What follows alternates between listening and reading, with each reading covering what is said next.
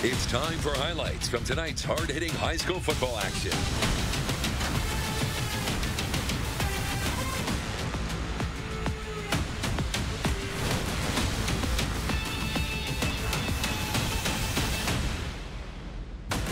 Sports Extra starts now. Sponsored by New West Sports Medicine and Orthopedic Surgery. Oh, yes, finally here, baby. Let's go, boys. After months of waiting for football, I'm back. Darren Winberg with my brother from another mother, Trey Redfield, who was at our game of the week. Sometimes things go together like peas and carrots, Darren, and that can be said with the word new in tonight's matchup between Minden and Adams Central. The Patriots have a new head coach in Josh Lewis, while Minden has a new quarterback in Jake Ryan, moving over from running back. New, old, game one for everyone at Patriot Field. Do we have the highlights from that game? Yes, there we go. New, old, it's game one for everyone. Sean Mulligan is out. Lewis is in. Jake Ryan steps in for Minden grad Carter Harson. You pick it up midway through the second quarter. Minden up 6-0. AC dealt a bad hand. Jaden Techmeyer from the shotgun. Might have seen the camera because there was that splash. It didn't go their way. What an effort from Jacob Reichstein either way. And then a couple plays later, Techmeyer on the run hits Nick Conan, turns on the Jets. Do your little dancey dance, bro. Conan thinks he has a touchdown. But wait, why the frown? There is your answer. Holding on the offense. Patriots would have to punt. It's still 6-0. Last drive in the second for the Whippets. Less than 2 minutes left in the half. Ryan finds Braxton Hatch over the middle. Made an offense, moves the sticks with a chance to go up 2 possessions before halftime. Couple plays later, Ryan wants Hatch again, but Caleb Wallmeyer says no with the heart emoji. That's an INT for the junior. 6-0 at the half. It remains that score in the third with a lightning delay.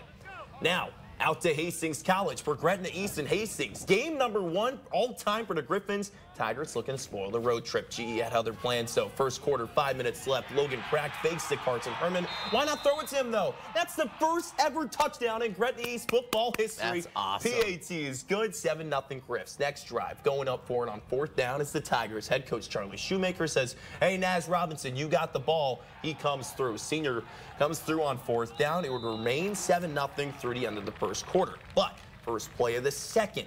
Same drive. Tigers knocking on the door. Access granted. Robinson on the carry once again, this time for 6. Extra point is good, and it's 17-7 with 1 quarter left to play because there's a lightning delay tomorrow. 2 o'clock start over at Hastings College. That seems to be the theme of the night. Let's head over to Carney, where the Bearcats may have surprised the teens a season ago, but guess what? They're the 6th-ranked team this year, and there's their perennial powerhouse in Class A. Out to Cope Stadium, where the 6th-ranked Bearcats hosting Lincoln East, and early on this one, it's all about the defense. Sawyer Schilke, he's going to come up here with a quarterback sack, throws him down, says you'll get nothing and like it. But the Spartans answer right back with a defensive stop of their own. Pitch here, and it's fumbled. It's coughed up there, Trey. Oh, I thought you were actually coughing, bro. For the dash bomb and recovered there for the fumble. However, that couldn't move the ball as Jeter Worthley was under duress all night long as he was brought down once again, and that would force a punt. The Bearcats, they're going to strike here. Griffin Novacek throwing a dart to Agent Zero Xander Ruling. Look at that, breaking 2 tackles, takes this one to the house. And guess what? They were in a lightning delay, but quarterback keeper from the 45-yard line, touchdown. Carney goes up 34-21. Let's go down the street to Carney Catholic, who's looking to get back in the playoffs after missing a season ago, taking on DT Donovan Trumbull. Stars up 3, looking to add on Brant Christner, rolls to his right, finds Isaiah Gaunt, takes it down the sideline. He gone.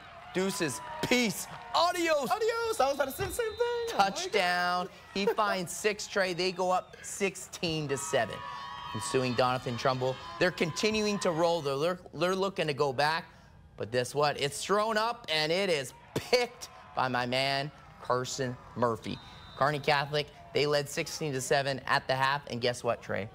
They were in a lightning delay as well. Over to Gibbon. Hershey, and that's where Gibbon was facing Hershey. Took it to the locker room leading 8-0 as the team was making their way back out to the field. Boom. There's a theme. Yeah, we saw some of that lightning. I still remember being on the phone with you talking about the lightning strikes. They plan to start again starting at 10:30 tonight. The score is 8-0 there. But yeah, no, I remember being on the phone with you on the way back to Hastings. The lightning strikes. It was crazy. So we'll see, and maybe we'll one of us will head over to that game to get there. But guess what? We've got more high school football from around the Husker State coming up after the break. Let's go. Welcome back to Sports Extra. Name a more iconic duo. I'll wait. That's Darren. I'm Trey. Be the beast. That's just how it is. But Darren, the State Fair may have kicked off today in Grand Island.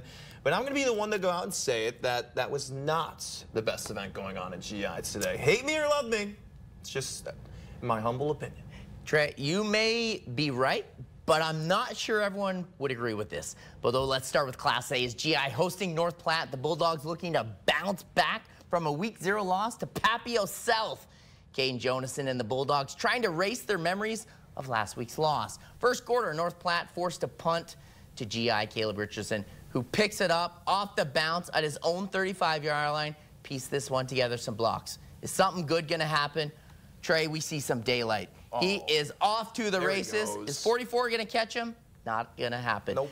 Islanders 65 yards to the house. They go up 7-0. North Platte, though, stringing some offense together, old-fashioned way. Ground and pound, 3 yards in a cloud of dust. Here we go. Fullbacks, baby. Xavier Albertson, the senior, with a punishing 15-yard pickup on 3rd and 3 to extend the drive. Continues as Albertson lowers his shoulder again, doing work. Another 20 yards for the Bulldogs. You know, Matt Rule, they're running fullback. They're running fullbacks. They need Very next play, Jonason looks for the spread things out, keeps it himself before eventually he fumbles. And Islanders come up with this one. Scoreboard possession. Grand Island Senior edges out North Platte as they fall to 0-2. GI falls to 1-0 as they final 3 minutes. They take this one 28-27. Kellen Peterson and the Aurora Huskies battling Joe Stein and the Northwest Vikings in Grand Island. Trailing 10-8, Aurora gives it to Maddox Egger from the Vikings 27, and Egger nearly gets all 27 yards before dragged down right at the 1. Next play, though, big Booker Shireman uses the read option, and he decides that, hey, maybe I'm the best choice for this. Aurora goes up 15-10. Vikings have time left in the second quarter to get something going. Camden Jens buying time for an out route to Chase Weger, 2 totes down. That's an NFL catch for 16 yards. Less than 4 to play in the first half, and his passing game once again. Jensen, quick pump before he finds Weger on the fly. That's a tutty. Northwest goes up 17-15 on the 33-yard score. Less than a minute to play in the first half. Huskies howling once again. Shireman once again from 3 yards out for another rushing score. Aurora goes up 21-17 heading into the intermission. But it's been the mantra. No, death, taxes, and a rain delay. That's what it's been like on a Friday night. 42-30 Aurora in the 4th. And let's go out to Giltner. The Hornets getting ready for their season opener as they play host to Deschler. Both teams juiced up from the beginning. This was a defensive battle to start. Both teams forcing turnovers on the down. Philip Kreutz getting taken down by the turf monster. Deschler unable to get their own footing. Pass here, but it falls harmlessly to the ground. Ensuing possession, Giltner gonna drive down the field, punch it in as Kreutz looks for the sideline. Some redemption. He finds it all the way. Giltner goes up 8-0. Converting on the 2-point conversion, but they are, guess what, in a rain delay. But Giltner was leading 22-6. Unfortunately, the matchup between Sidney and Holdridge didn't even get off the ground. With delays because of storms, and updates on when play begins at 9:40 tonight. Thank you for letting me. You could have just said it out loud. Yeah, 9:40. I'm gonna whisper. 9:40. Hey, guess what, guys? This game is continuing at 9:40 tonight, and maybe Trey, you live in Holdridge. I live in Holdridge. Let's put it on blast. So maybe you shoot that final game tonight. With what? My camera, phone? What do you want me to do? We'll do something. We'll figure something out. But over to Axtell, just a little bit down US 6, where the Wildcats are taking on Alma. Carson Dow of Axtell scrambles around, chucks it to Elijah Bergstrom, 25-yard score. I love the net collar. I love that. Wildcats in the driver's seat. Next play, maybe go for 2? No, don't do it. No way. Jake Halverson throws up the jump ball to Brant Maudlin, tacking on to the Wildcats score of 14-8. Coach Mike Branstad has to be happy about that, Yeah, right? But next great drive, call. Tucker Biscup throws to a wide open Brady Feynman for the Cardinals' second score of the game. That 2-point conversion failed, leads to a tied-up ball game at 14. Alma fans, though, loving it. I remember talking to those kids last week, but this one, uh-oh. Uh-oh, am I going to say it? I'm going to say it. I'm going to say it. Yep, delayed until tomorrow at 10 a.m. We are currently tied at 14 apiece. Let's do a little matinee action. Sumner pumped for their season opener, taking on Brady. First drive, Mustangs already in midseason form. They fooled me. Look at that on the pitch, Maddox Jones. This was earlier today, yes, right? Matinee. That's what a matinee is, Trey. There you go. Eagles answer right back, though, in a big way. Riley shirking some people, making a miss. He says, go deep. So what does he do? He throws it to, he's a freshman. Peyton Miller gets behind the defense for 6. And this one was an offensive explosion.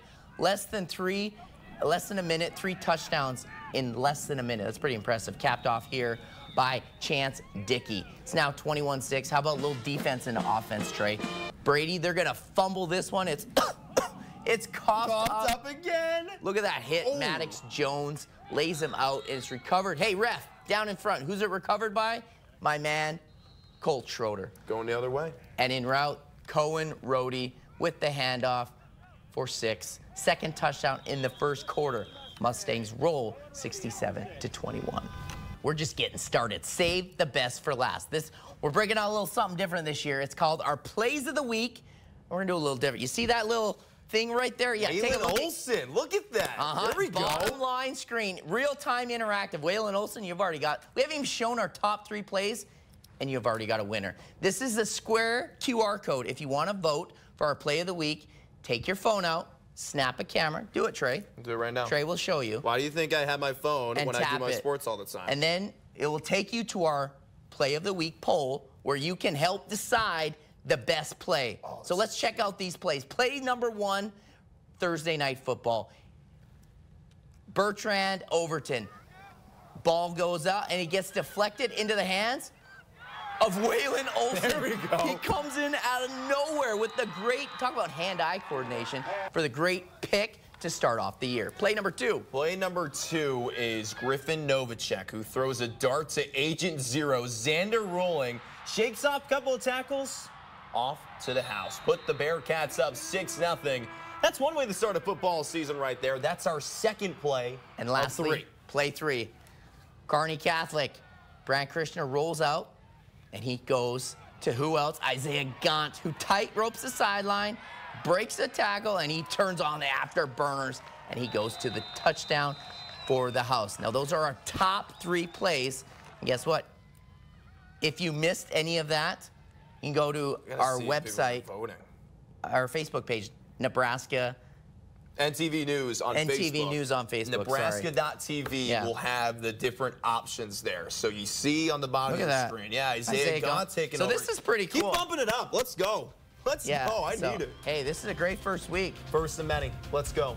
Let's do this. We have 10 seconds left. Trey, what was your first take on Nebraska football? Nothing better. Nothing better. We'll see you next week, guys.